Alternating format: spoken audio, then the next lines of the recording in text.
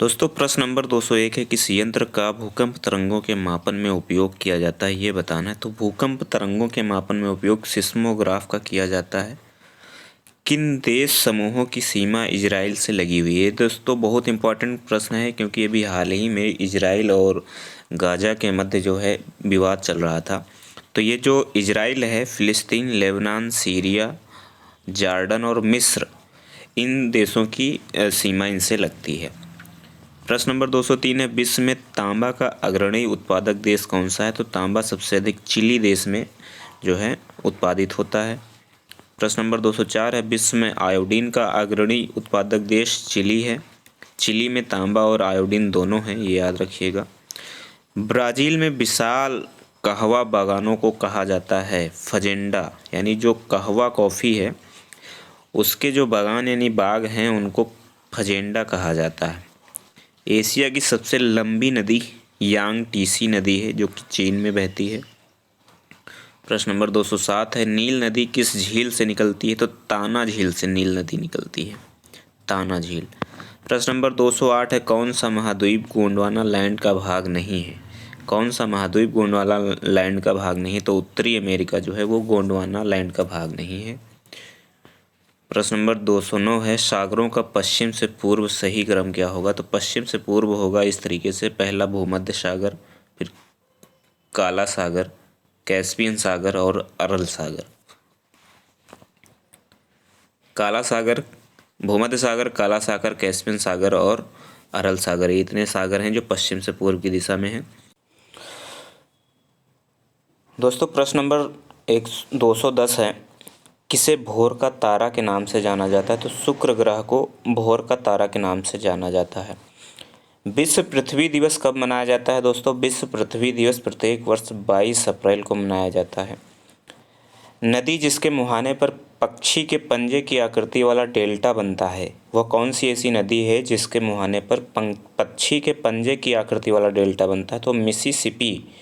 Mississippi जो आपका उत्तरी अमेरिका में एक नदी है, इस पर जो है पक्षी के पंजे की आकृति का डेल्टा बनता है। प्रश्न नंबर 213 है विश्व का सबसे ऊंचा ज्वालामुखी पर्वत कौन सा है। तो माउंट कोटोपैक्सी जो है सबसे ऊंचा ज्वालामुखी पर्वत है।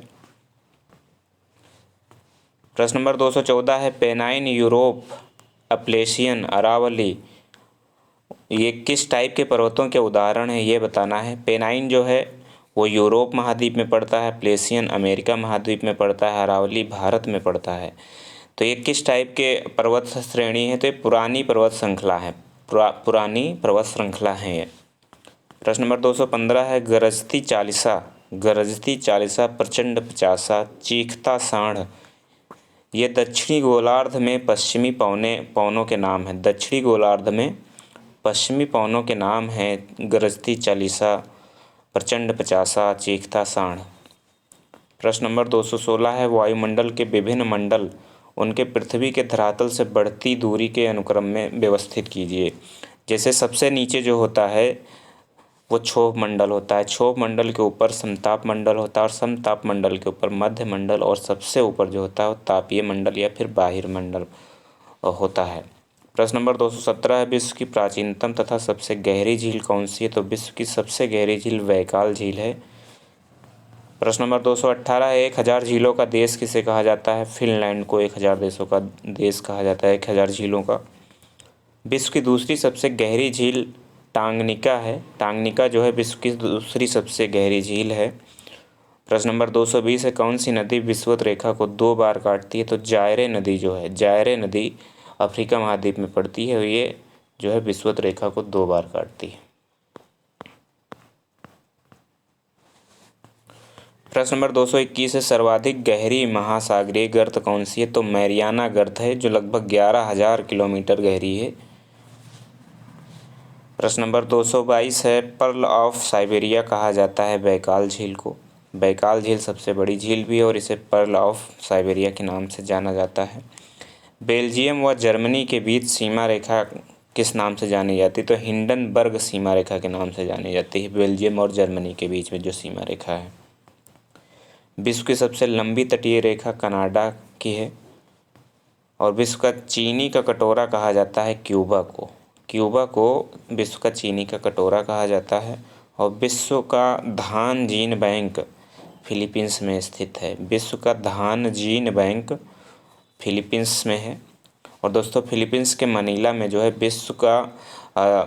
विश्व चावल अनुसंधान संस्थान भी है। वर्ल्ड चावल अनुसंधान संस्थान जो है वो फिलीपींस में है।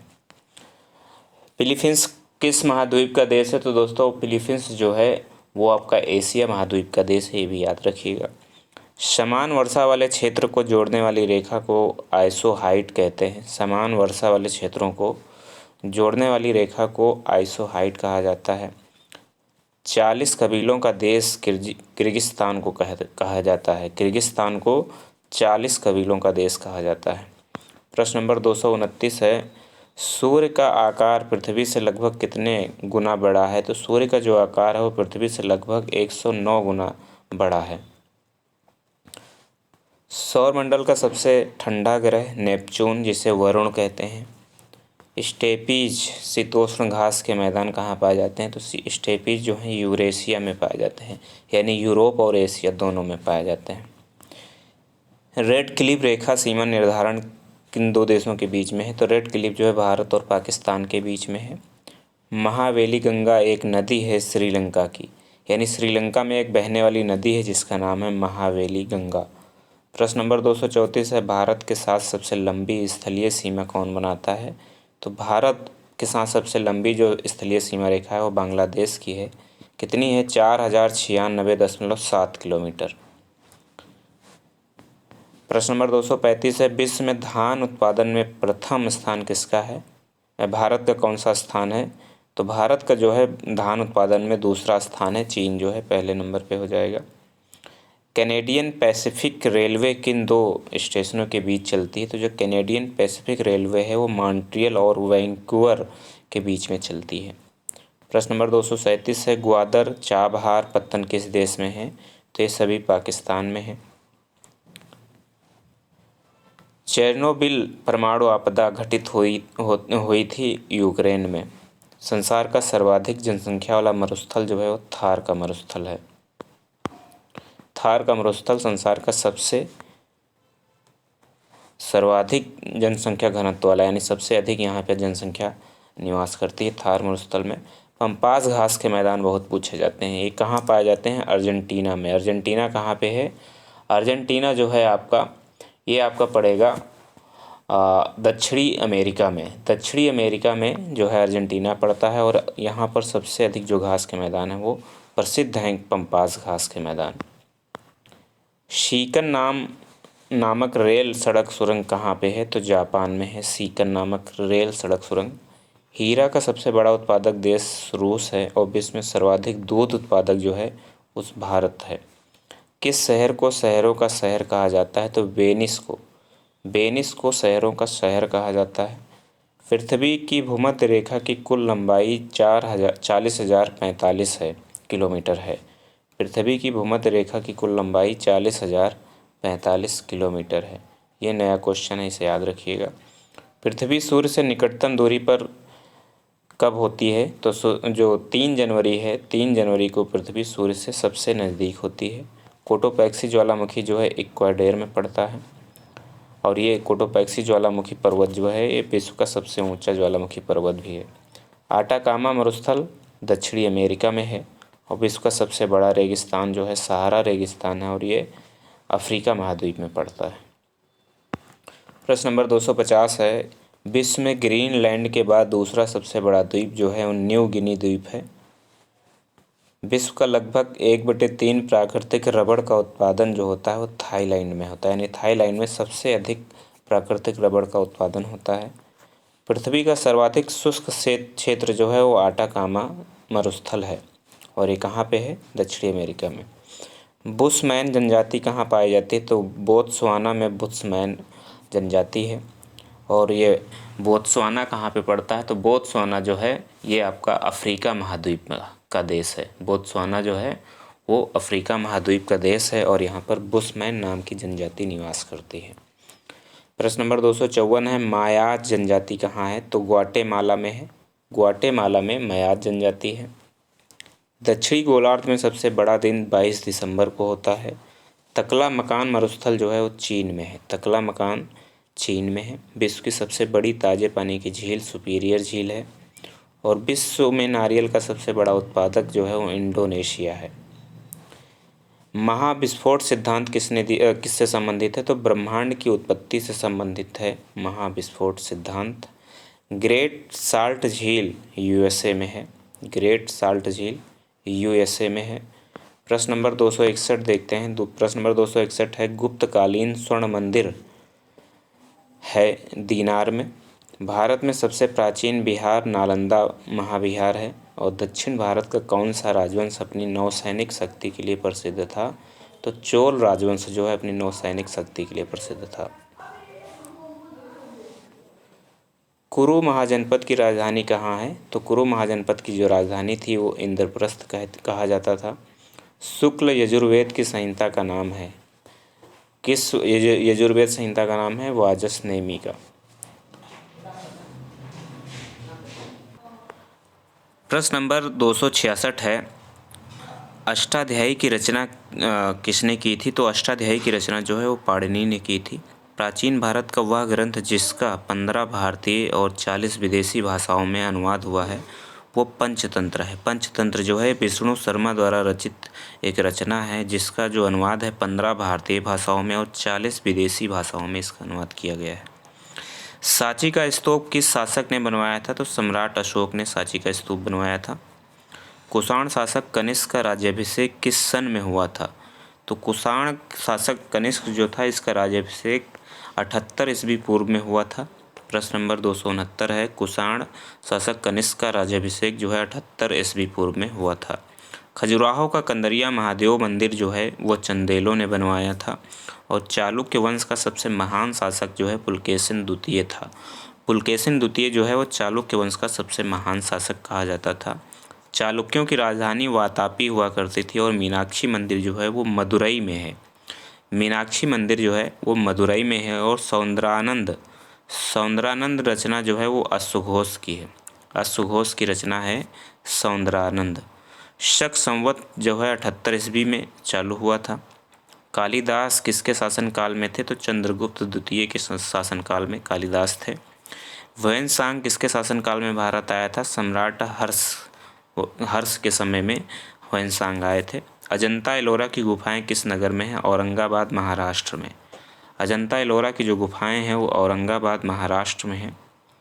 मल्ल गणराज्य की राजधानी कुशीनगर हुआ करती थी और चंद्रगुप्त का उपनाम जो था वो सैंड्रोकोटस था। सैंड्रोकोटस जो है वो चंद्रगुप्त का दूसरा नाम था, उपनाम था। प्रश्न नंबर 281 है, अशोक स्तंभ कहाँ स्थित हैं? तो अशोक स्तंभ जो है वो सारनाथ में है। मानव द्वारा सर्वप्रथम प्रयुक्त अनाज जो था वो जौ था। जौ जो है, जौ मानव द्वारा सर्वप्रथम प्रयोग किया गया अनाज था। पाटलिपुत्र को किस शासक ने सर्वप्रथम अपनी राजधानी बनाया था? तो चंद्रगुप्त मौर्य ने।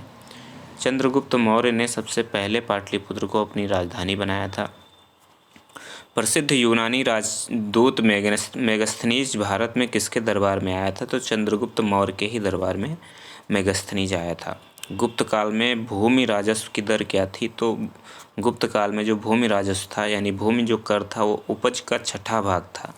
यानी कि छठा भाग जो है उपज का वो भूमि कर के रूप में लिया जाता था गुप्त काल में। भुवनेश्वर और पुरी के मंदिर किस शैली में निर्मित हैं? नागर शैली में भुवनेश्वर और पुरी के मंदिर निर्मित हैं। अभी जो हाल ही में अयोध्या में राम मंदिर बनाया गया है ये भी नागर शैली में ही बनाया गया है। तोलकाइयम ग्रंथि किससे संबंधित है? तो व्याकरण और काव्य से संबंधित है। मीमांसा दर्शन के प्रणेता जैमिनी को कहा जाता है। और एलोरा गुफाओं का निर्माण जो है राष्ट्रकूटों ने करवाया था। एलोरा जो गुफाएं हैं औरंगाबाद महाराष्ट्र में, उनका निर्माण राष्ट्रकूटों ने करवाया था। प्रश्न नंबर 290 है, एलोरा के प्रसिद्ध शिव मंदिर का निर्माता राष्ट्रकूट नरेश था कृष्ण प्रथम। यानी जो राष्ट्रकूट नरेश कृष्ण प्रथम थे इन्होंने ही एलोरा के प्रसिद्ध शिव मंदिरों का निर्माण करवाया था। नागानंद, रत्नावली और प्रियदर्शिका इन रचनाएं जो हैं ये हर्षवर्धन की हैं। यानी हर्षवर्धन इसके लेखक हैं। नागानंद, रत्नावली और प्रियदर्शिका। पृथ्वीराज रासो के लेखक चंद्रबरदाई हैं, ये बहुत बार पूछा गया है प्रश्न। सोमपुर महाविहार का निर्माण धर्मपाल ने करवाया था और सांख्य दर्शन के प्रणेता कपिल मुनि को कहा जाता है। कलिंग युद्ध की विजय तथा क्षतियों का वर्णन अशोक के किस शिलालेख में है? तो अशोक के जो 12वां शिलालेख है उसमें कलिंग युद्ध की विजय और क्षतियों का वर्णन जो है अशोक के 12वें शिलालेख में किया गया है। चाणक्य का उपनाम जो था वो विष्णुगुप्त भी था। राजवंशों में सबसे पुराना राजवंश जो था वो सातवाहन राजवंश था। सातवाहन राजवंश जो है वो राजवंशों में सबसे पुराना राजवंश था। लिंगराज मंदिर उड़ीसा में स्थित है, यानी कि लिंगराज जो मंदिर है वो उड़ीसा के भुवनेश्वर में स्थित है। चालकोलिथिक युग किसे कहा जाता है? तो चालकोलिथिक युग जो है उसे ताम्रपाषाण काल को कहा जाता है। ताम्रपाषाण युग जो है उसे चालकोलिथिक युग भी कहा जाता है। ये भी प्रश्न बहुत बार पूछा गया है। ये इस वीडियो का लास्ट प्रश्न है, यानी कि अगले वीडियो में मैं 100 प्रश्न और आपके साथ लेके आऊँगा कल इसी समय में। तो अशोक के शिलालेखों में प्रयुक्त भाषा कौन सी थी? जो अशोक जो भाषा प्रयोग करते थे अपने शिलालेखों में वो प्राकृत भाषा का प्रयोग करते थे, यानी कि अशोक के शिलालेखों में प्राकृत भाषा का प्रयोग हुआ है। तो दोस्तों उम्मीद है वीडियो आपको पसंद आया होगा, यूजफुल है, इसे नोट कर लीजिएगा या तो PDF आप निकाल के रख लीजिएगा। मिलते हैं अगले वीडियो में, तब तक के लिए धन्यवाद। वीडियो को लाइक करें, शेयर करें और कमेंट करें। अगर अब तक आपने सब्सक्राइब नहीं किया है चैनल को तो सब्सक्राइब भी करें।